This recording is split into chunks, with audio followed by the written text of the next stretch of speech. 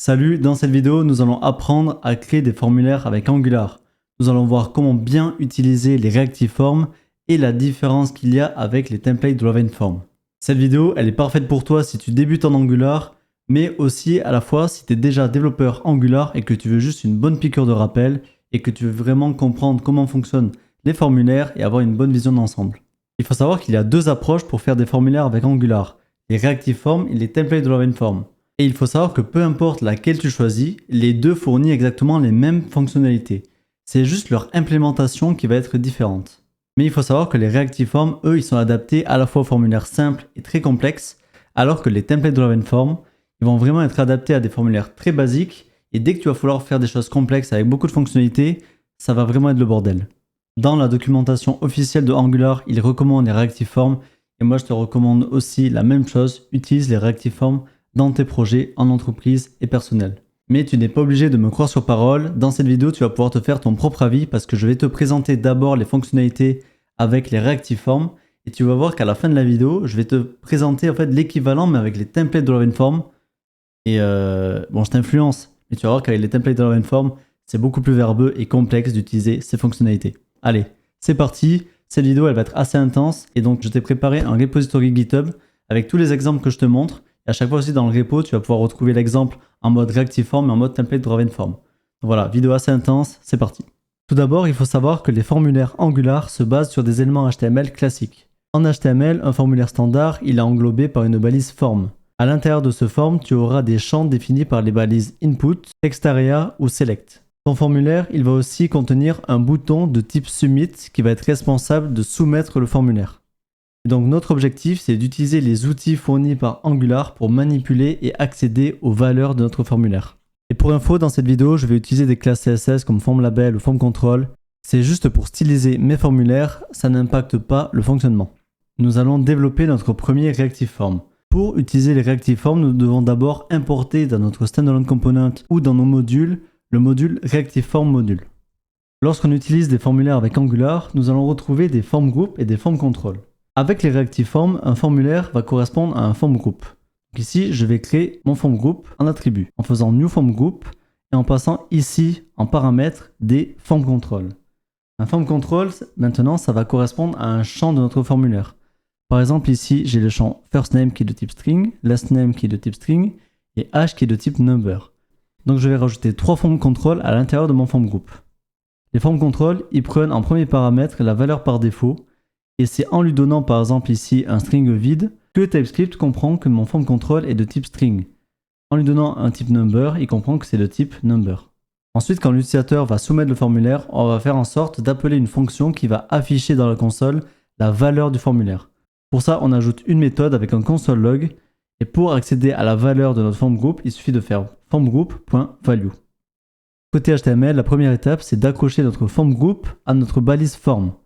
Pour ça, j'utilise l'attribut formGroup qui est égal à mon formGroup. Ensuite, nous devons faire le lien entre les inputs de notre formulaire et nos form control qui sont côté TypeScript. Pour cela, il suffit d'utiliser l'attribut formControlName avec le nom de notre form control. Il suffit de faire ça sur l'ensemble des champs de notre formulaire. Et enfin, on va appeler notre méthode lorsqu'on va soumettre le formulaire en utilisant l'événement ngSubmit du formulaire. On peut tester le formulaire, je vais remplir mon prénom, mon nom et mon âge, je vais faire submit et on voit dans la console qu'on a bien un objet qui est affiché avec l'âge, le first name et le last name. C'est bon, nous avons créé notre premier Reactive Form, tu as pu voir les classes formGroup et formControl et tu vois ce qui est pratique avec les Reactive Forms, c'est que côté TypeScript, tu vois d'un seul coup d'œil de quoi est composé ton formulaire en regardant ton formGroup. Maintenant, on va passer à une fonctionnalité super intéressante des formulaires avec Angular, c'est le fait d'utiliser des validators. Nous voici avec un nouvel exemple avec un formulaire qui contient un seul champ commentaire. Ce commentaire, j'ai envie qu'il soit obligatoire et qu'il fasse au minimum 3 caractères de long. Pour cela, je peux utiliser les validators avec Angular qui en fait permettent d'appliquer des règles à mes form control et mes form group. Pour ajouter des validators à mon form control, il suffit de lui passer en deuxième paramètre un tableau de validators et là, j'ai juste à lui passer le validator required et le validator min-length que je mets à 3 caractères. À partir de maintenant, si mon form control ne respecte pas ces validators, il sera considéré comme invalide. Et ce que je vais faire côté template, c'est afficher le champ en rouge et afficher un message d'erreur lorsqu'il est invalide. Pour cela, je vais tout d'abord rajouter une classe isInvalid lorsque mon FormControl est invalide. Pour voir si mon FormControl est invalide, je peux y accéder avec le formGroup.controls.comment.invalid. Je vais aussi afficher à l'utilisateur un message d'erreur qui lui indique pourquoi le champ est invalide. Je rajoute donc un texte avec du ngIf si mon commentaire est invalide et je vais préciser que le commentaire est required si mon FormControl possède l'erreur required et un autre message si mon commentaire a l'erreur minLength. Et voici le résultat. Mon champ commentaire étant vide, il est du coup invalide et on a l'erreur the comment is required. Si je commence à taper à l'intérieur, je vois une nouvelle erreur the comment must have a minimum of 3 characters. Et si je respecte les deux validators, mon commentaire n'est plus invalide et du coup les messages d'erreur ne s'affichent plus. Si je efface le contenu du commentaire, l'erreur réapparaît. C'est bon, tu as vu l'utilisation des validators avec les reactive forms. Tu as vu que ça permet de mettre en place des contrôles et d'afficher des messages d'erreur à l'utilisateur pour lui indiquer que son champ est valide ou non. Mais on peut mieux faire. Actuellement, on affiche une erreur à l'utilisateur dès lors qu'il arrive sur le formulaire. En fait, direct, il se fait agresser par du rouge partout. En fait, là, ce qu'on va faire, c'est qu'on va toujours faire en sorte d'afficher l'erreur à l'utilisateur, mais on va l'afficher maintenant au bon moment. Et pour cela, on va utiliser les attributs que nous fournit le FormControl qui sont Touch et Dirty, et ça va nous permettre d'améliorer l'expérience de l'utilisateur. Un nouvel exemple, j'ai rajouté le champ Title pour avoir un formulaire un peu plus complet, et les deux champs ont des validators. Côté template, j'affiche des messages d'erreur toujours lorsque mes champs sont invalides. Et je vais aller plus loin. Je vais faire en sorte d'afficher ces messages d'erreur uniquement lorsque les champs sont invalides et qu'ils ont été soit touchés, soit modifiés par l'utilisateur. Pour cela, je vais modifier ma condition et dire si mon FormControl est invalide et que mon FormControl a été touch ou dirty. Dirty qui veut dire en fait qu'il a été modifié par l'utilisateur. Et grâce à cette condition, le message d'erreur s'affichera vraiment au bon moment. Mais vous allez être d'accord avec moi si je vous dis que cette condition elle est un peu verbeuse et que la copier-coller dans l'ensemble du template, ça va être assez lourd. Donc pour simplifier le code, on va créer une fonction côté TypeScript.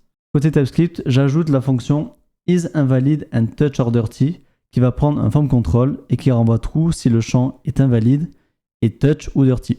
Il ne me reste plus qu'à utiliser cette fonction partout dans mon template.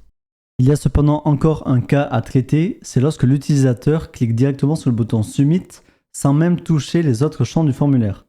Pour faire en sorte d'afficher à l'utilisateur les champs qui sont en erreur lorsqu'il clique sur le bouton Submit, on va faire en sorte de marquer tous les FormControl comme touchés au moment où il submit le formulaire. Pour cela, on peut appeler une fonction sur notre FormGroup qui s'appelle markAllAsTouch. Ensuite, ce qu'on peut faire, c'est que si notre formulaire il est invalide, alors on return la fonction. Sinon, on fait le comportement par défaut. On peut voir maintenant le résultat. Si je clique sur Title et que je clique à côté, il me met que le title est required. Et si je clique directement sur le bouton Submit, il me met que le champ commentaire était aussi bien invalide.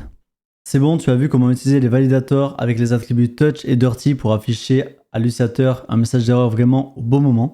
Et maintenant, je vais te montrer comment exécuter du code dès lors qu'un FormGroup ou un FormControl a été modifié. Pour cela, on va utiliser un attribut qui s'appelle ValueChange qui renvoie en fait un observable sur lequel on va pouvoir s'abonner. On se retrouve avec un nouveau formulaire avec deux champs, le champ prix et le champ quantité. Ici, l'idée c'est d'afficher à l'utilisateur le prix total afin de l'aider dans sa saisie. Pour cela, nous allons nous abonner aux modifications de notre FormGroup. Pour ça, on va ouvrir le constructeur et ici, on va pouvoir utiliser l'attribut ValueChange du FormGroup sur lequel on va pouvoir faire un subscribe pour s'abonner. Ici, il faut passer en paramètre une fonction qui va être exécutée à chaque fois qu'il y a une modification du FormGroup. La fonction nous fournit la valeur du FormGroup en paramètre et ici, il nous suffit de faire le calcul.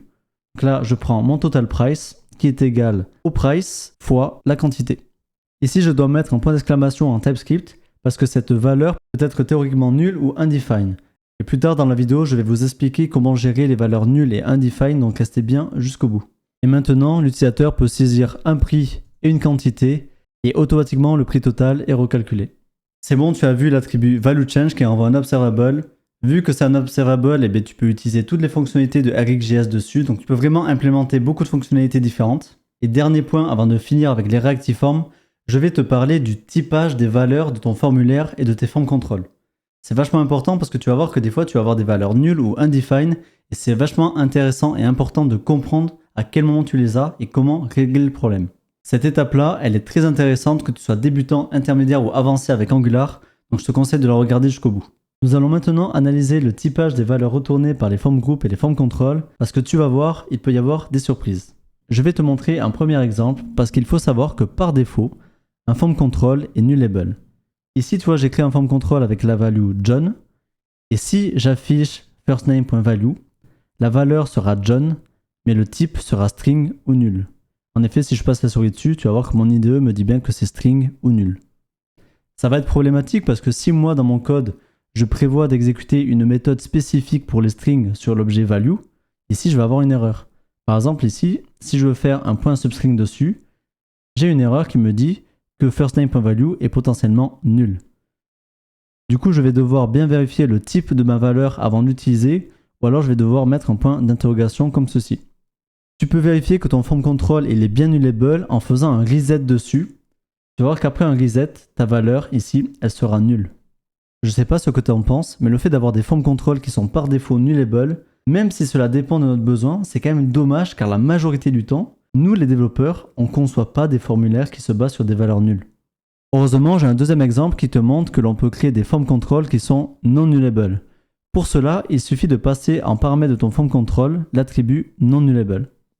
Dès que tu vas faire ça et que tu vas vouloir accéder à la valeur, tu vas toujours avoir la valeur John, mais cette fois-ci elle sera de type string. Si je passe la souris dessus, tu vas voir que mon IDE me dit bien de type string.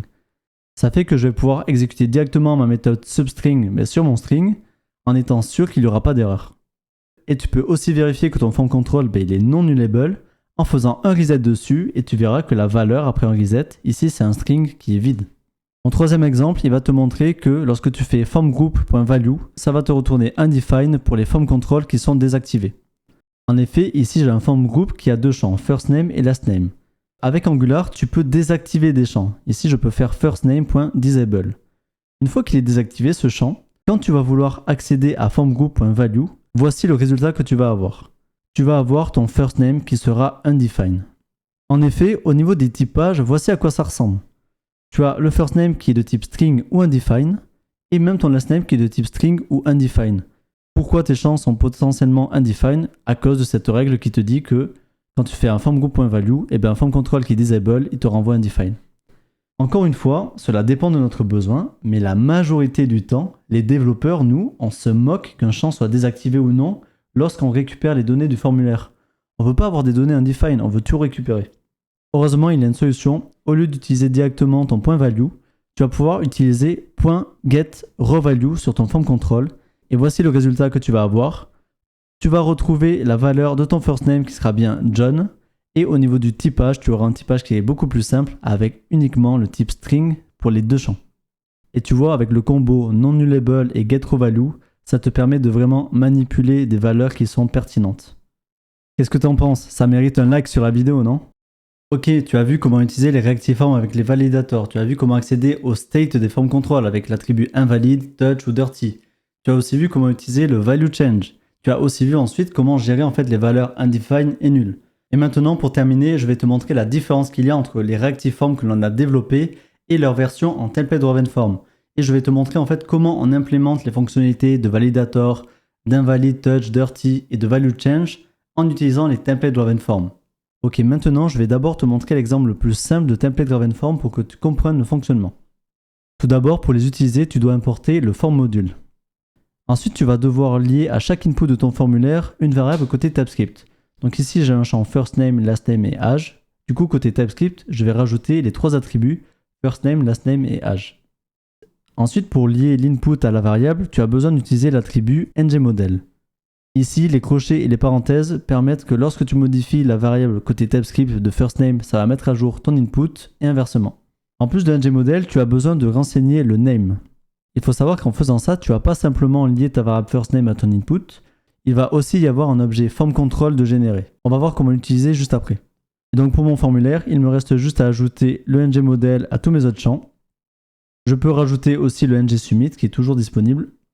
Et côté TypeScript, si je veux afficher les données de mon formulaire, je vais afficher tout simplement mes trois variables. Ici, mon formulaire fonctionne bien si je mets toutes les valeurs et que je fais submit, je récupère bien les données de mes variables. On va voir comment appliquer maintenant des validators et comment accéder à l'objet formControl. En fait, avec le template driven form, comme son nom l'indique, tout vient du template. Donc tout est deviné à partir du template HTML. Si on veut des validators sur notre form control, on va devoir rajouter ici un attribut HTML, par exemple l'attribut HTML required, pour appliquer le validator required. On a aussi du coup l'attribut minLength, qu'on peut setter à 3, comme ce que l'on avait fait plus tôt dans la vidéo. Et du coup maintenant, comment j'accède à l'objet form control? Parce qu'ici j'ai juste une variable comment et j'ai pas les valeurs invalid, touch, dirty dessus. Pour accéder au form control, on doit déclarer une variable de référence au niveau de l'input. Pour cela, je fais un hashtag et ensuite le nom de ma variable de référence et je fais égal ngModel. Du coup, le type de ma variable de référence, tu vois que c'est de type ngModel. Ensuite, pour afficher ma textArea en rouge, je vais rajouter du coup la classe isInvalid si la condition ici est true, donc si mon form control est invalide. Et comment j'accède à l'objet form control? Ici, je vais faire comment ngModel.control. En fait, le point contrôle ici, tu vois que c'est le form control, point invalide. Il faut savoir qu'il y a des attributs qui servent de raccourci en fait directement sur l'objet ngModel. C'est-à-dire que des fois, tu vas pouvoir faire un point invalide directement comme ça.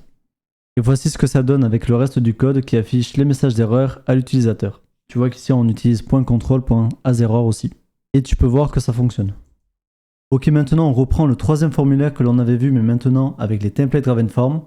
Ici, une fonctionnalité qui me manque, c'est que côté TypeScript, dans mon onSubmit, ce que je faisais, c'est que je faisais l'appel à la fonction markAllAsTouch et je vérifiais aussi si mon form group il était invalide ou non pour exécuter ou pas mon console log. Et ici, pour pouvoir faire la même chose, j'ai besoin de récupérer le form group de mon formulaire. Pour ce faire, il faut déclarer une variable de référence sur la balise form. Donc ici, je vais faire un hashtag ngForm qui va prendre la valeur ngForm. Côté TypeScript, je vais pouvoir récupérer cette valeur en faisant un @viewChild qui prend le nom de ma variable de référence. Ici, je lui donne un nom et ici, ce sera le type ngForm. Ça fait que dans mon onSubmit, je vais pouvoir utiliser l'attribut ngForm. Par contre, si je veux vraiment accéder à l'attribut de type formGroup, je vais devoir faire un point form. Ici, si je passe la souris dessus, tu vois que c'est bien le type formGroup. D'ailleurs, là, tu vois quelque chose qui est extrêmement dommage avec les template driven form, c'est qu'on a perdu le typage. En effet, la partie TypeScript, elle ne peut pas deviner le type d'un formulaire qui est généré dynamiquement à partir du template. Ça fait que là, si je fais un point value par exemple, tu vois qu'aucun champ ne m'est proposé. Si je reviens par contre dans mon reactive form et que je fais un point value point, tu vois que mon i2 me propose le comment et le title. Bon bref, c'est dommage, on perd le typage, mais ici en tout cas, je peux quand même faire mon markAllAsTouch et je peux vérifier si mon formulaire il est invalide et afficher sa valeur. Mais attention, il y a une problématique encore plus importante. Ici, mon ngForm, il n'est pas nul. Il a vraiment une valeur au moment où on appelle le onSubmit. Et ça, c'est parce que le onSubmit, il est appelé vraiment au clic d'un utilisateur plusieurs secondes après que le formulaire soit affiché à l'utilisateur. Par contre, si vous voulez utiliser le ngForm très tôt dans le cycle de vie du composant, vous pouvez avoir votre ngForm qui est nul. Donc là, ça veut dire que je ne peux pas utiliser par exemple mon ngForm dans mon constructeur. Si je fais ngForm.form, par exemple .valueChange, en fait, il va me péter une erreur parce que ici, ce sera nul. Du coup, avec les template driven form, malheureusement, je suis obligé de faire attention au cycle de vie des composants et à la détection de changement de Angular, sans quoi je vais avoir des erreurs comme quoi mon ngForm est nul. Et ça rajoute de la complexité. Allez, on termine avec le quatrième formulaire que tu avais vu tout à l'heure, où on calcule le total price à la volée avec un value change. Côté TypeScript, tu vas te marrer en voyant à quel point c'est compliqué pour rien. Déjà, tu vois, moi je voulais utiliser le value change le plus tôt possible. Donc déjà, j'ai dû l'utiliser dans le engineInit. Je ne pouvais pas l'utiliser dans le constructeur parce que dans le constructeur, c'était nul. Mais dans le engineInit, de base, ça ne marchait pas. Il fallait forcément que j'indique une option static true ici dans le viewChild pour que Angular puisse récupérer le ngForm avant l'exécution du engineInit. Et là, ça va parce que mon formulaire, côté HTML, il est affiché directement. Je t'explique même pas le bordel si ici tu as un ngIf sur ton formulaire et qu'il s'affiche que par rapport à une certaine condition. Ça fait qu'ici, ton ngForm de base il sera nul tant que ton ngIf ne sera pas validé. Mais tu vas voir, c'est pas fini, tu vas te marrer. Ici dans le value change, je vais mettre un console log qui affiche la valeur de mon form group. Dès que j'arrive sur mon formulaire et que je fais F5, tu vas voir que le value change, il est exécuté 2 fois alors que j'ai rien modifié dans mon formulaire. Pourquoi il y a ce problème? C'est tout simplement parce que les template driven form, ils construisent leur objet form group dynamiquement au fur et à mesure de l'affichage des objets.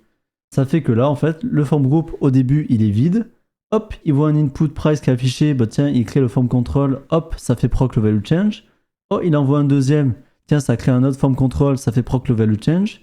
Et pareil, je t'explique même pas le problème si tu mets des ngIf un peu partout dans ton application et ton formulaire.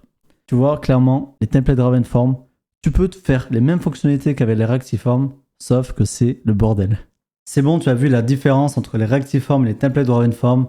Je sais pas ce que tu en penses, mais moi personnellement, les Reactive Form, c'est vraiment ce que je préfère. En même temps, c'est aussi ce qui est conseillé par la documentation officielle de Angular.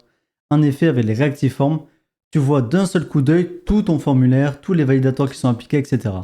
Alors qu'avec les templates Driven Form, en fait, ton formulaire, il est généré à partir des éléments HTML qui sont affichés à un moment donné dans le DOM. Parce que si tu as un ngIf en plein milieu de ton formulaire ou sur ton formulaire, eh bien ton form group, tu peux pas y accéder. Ou ton form control, tu peux pas y accéder. Donc tu dois faire très attention à la détection de changement de Angular. Sinon, tu vas casser les fonctionnalités de ton formulaire. À la fois, imaginons que tu as un formulaire HTML qui fait 500 lignes, parce qu'on n'a pas tous des formulaires très simples avec des inputs de texte et 2-3 inputs de texte maximum. Des fois, on a des formulaires HTML de 500 lignes. Et va essayer d'avoir une vision claire de quoi est constitué ton formulaire avec des formulaires aussi gros, avec du template driven form. C'est impossible.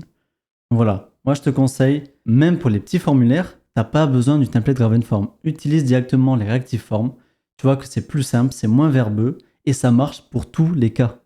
C'est-à-dire que tu ne peux jamais te tromper avec les reactive form. Voilà, ne prends pas la tête, reactive form.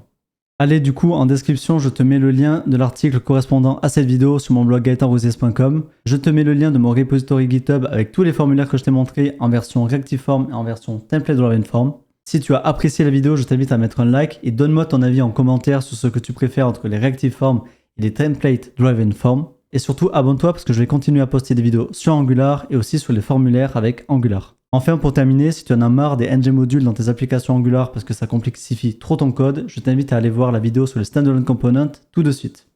Allez, salut, à la prochaine, ciao.